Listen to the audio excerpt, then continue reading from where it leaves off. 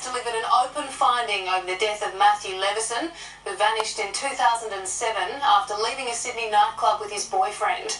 Nine's Kelly Fador reports. Well, ultimately, the inquest into Matthew Levison's death failed to find how the 20-year-old died, but it did lead his family to the discovery of his remains, and for that they are forever grateful. They also said today they were relieved this part of the ordeal was over. Michael Atkins, the former partner of Matthew Levison, led police to the burial site in the Royal National Park in May this year, partway through the inquest. He did that after striking a deal which meant he was protected from prosecution. The coroner today said she did not buy his version of events, though, that Matthew Levison had died from an overdose and that he had buried the body because he was worried about his reputation. His mother did not know that he was homosexual. She had a suspicion that because of his lies, that he had a greater role in Matthew Levison's death than that, but she couldn't be satisfied of that to the requisite standard, so she delivered an open finding.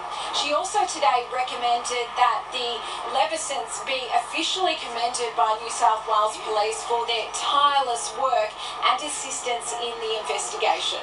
Our goal, we said from the start, and always has been, to bring Matt home. Matty foremost. He's the one that mattered. Atkins doesn't matter. Our son was the most precious thing to us and to his brothers. What would we worry about Atkins? Atkins has gone to ground since the discovery of those remains in May. The officer in charge of the investigation would not say what would happen to him now, but he said justice comes in many ways. A man has faced court in Sydney accused of trafficking a woman and a child to India. Damien Ryan is following developments.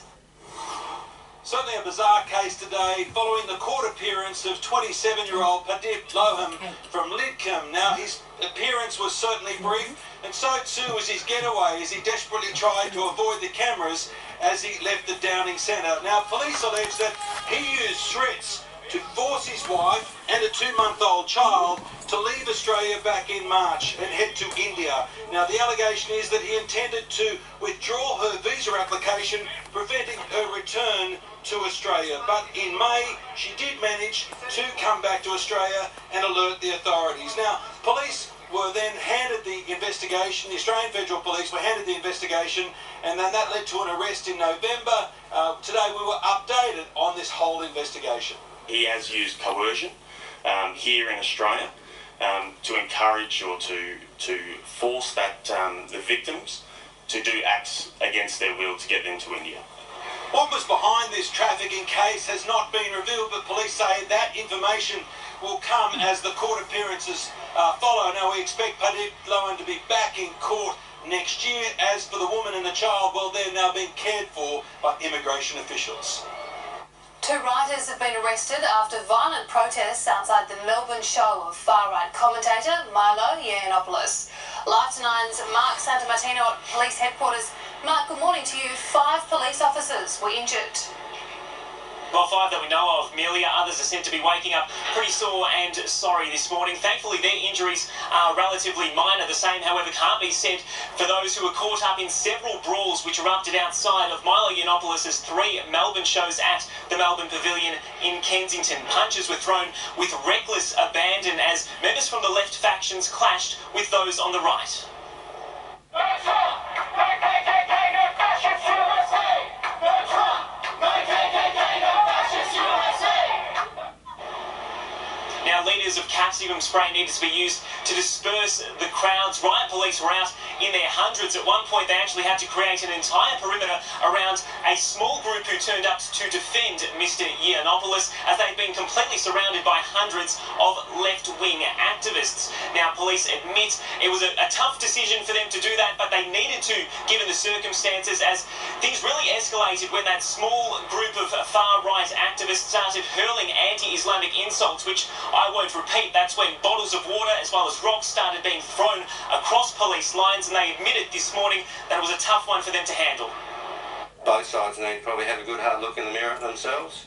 The right night came in smaller numbers, and there was a group of them who we'd known for some time who decided that they'd come and disrupt the counter-protest or the anti-protest, and they set about early is to agitate.